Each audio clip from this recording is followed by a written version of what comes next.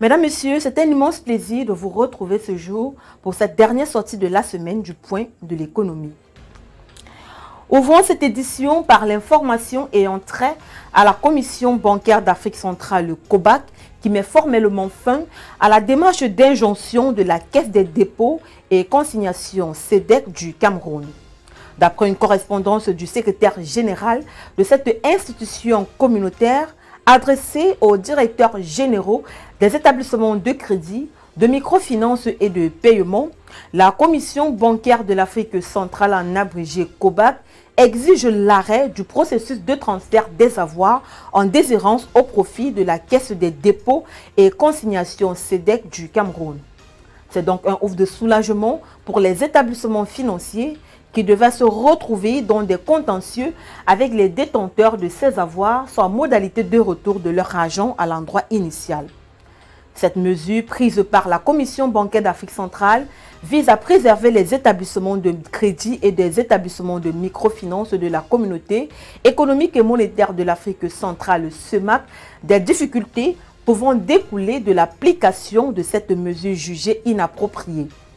Car il faut dire que l'institution de régulation et supervision a estimé que ce transfert nécessite préalablement la clarification de la nature de ces avoirs ainsi que la définition des modalités de conservation, de gestion, voire de restitution de ces valeurs. C'est au regard des difficultés éventuelles que la COBAC demande de surseoir au processus de transfert des avoirs en déshérence au profit de la CEDEC du Cameroun en attendant la clarification des points surmentionnés.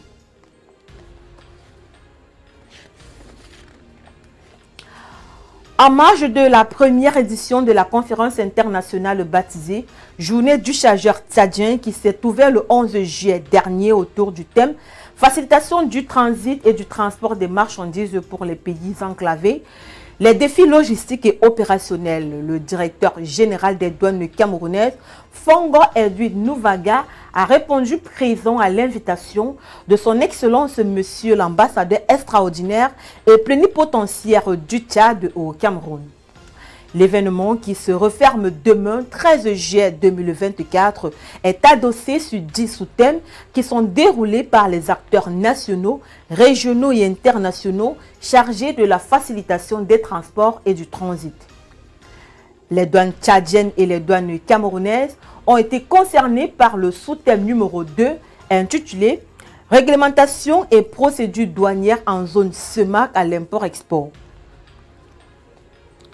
Toujours dans la même veine, relevons que le chef du secteur des douanes de l'extrême nord, Alain Parfait Eba et Fandeni, a conduit une délégation à Djamena au Tchad le 9 juillet 2024 dans le cadre des concertations bipartites entre les douanes camerounaises et les douanes tchadiennes.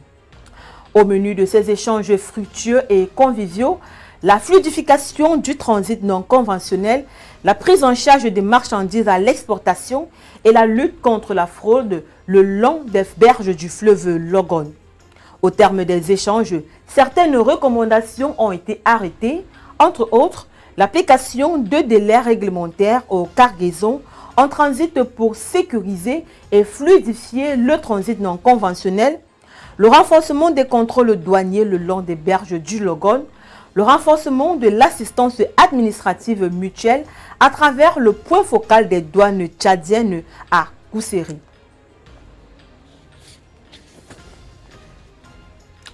Parlons d'accompagnement des seniors dans la création des entreprises pour dire que le ministre camerounais des petites et moyennes entreprises, de l'économie sociale et de l'artisanat, Achille Basilicain III, a présidé le 11 juillet dernier la cérémonie officielle de clôture de l'atelier de renforcement des capacités des responsables des structures d'accompagnement et des seniors à la création.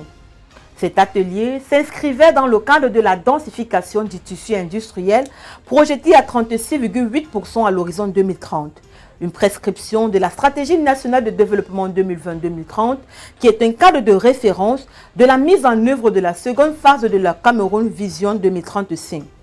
L'objectif de cet atelier était de fournir aux acteurs de l'écosystème entrepreneurial les outils nécessaires à l'amélioration de la gestion de leur structure dans la perspective d'accroître les performances de celle-ci,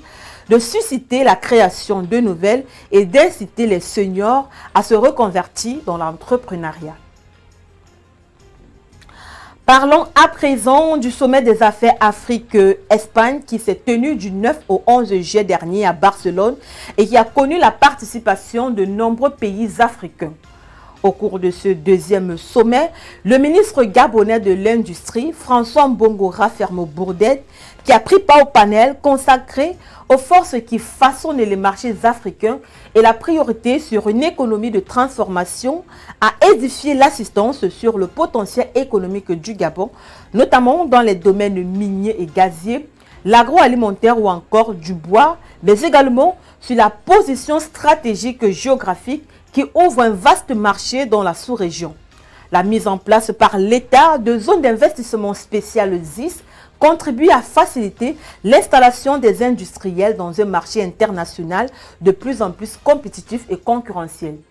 Les représentants du Gabon à ce sommet n'ont pas manqué de confirmer la politique mise en œuvre par le ministère de l'Industrie, impulsée par la vision du président de transition de la République du Gabon, qui fait de la souveraineté industrielle, alimentaire et énergétique une priorité clairement définie dans le programme national de développement de transition et sa déclinaison opérationnelle, la stratégie nationale d'industrialisation.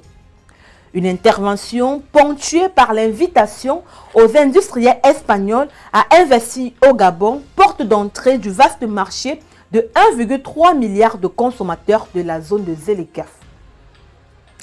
Le ministre de l'économie et des participations, Maïm Mouissi, a accordé le 11 juillet dernier une audience à Seole Yo, directeur général d'Atlantic Financial Group, holding financière de Atlantic Group. Au menu des échanges, les activités du groupe dans le secteur bancaire avec 6 banques, dont la Banque internationale pour le commerce et l'industrie du Gabon, BICIC, les assurances, l'industrie et les services de cimenterie, d'agroalimentaire, d'hôtellerie et de télécommunications, les sujets d'intérêt concernant la BICIC, notamment le résultat de l'exercice 2023, le changement de dénomination de BICIC à FSG Gabon, la situation vis-à-vis des titres publics et le souhait de l'assouplissement par la BEAC des conditions de refinancement de la BICIC. Au sorti de cette rencontre, le membre du gouvernement de transition Maïm Mouissi a dit avoir pris acte de ses préoccupations et s'est engagé à discuter de cette problématique avec qui de droit afin que les intérêts de tous ne soient pas impactés négativement. Il a également attiré l'attention du directeur général sur la nécessité pour la BICIC de mener une vraie publicité sur les titres publics de façon à développer à terme un véritable marché secondaire, améliorer son ratio de dépendance vis-à-vis des titres publics et étendre son réseau d'agences aussi bien à Libreville qu'à l'intérieur du pays. Mesdames, Messieurs, c'est ici que se referme cette édition du Point de l'économie. Merci d'avoir été des nôtres. Les programmes se poursuivent sur les différents supports numériques de Reflet d'Afrique Télévision. Bon week-end à tous.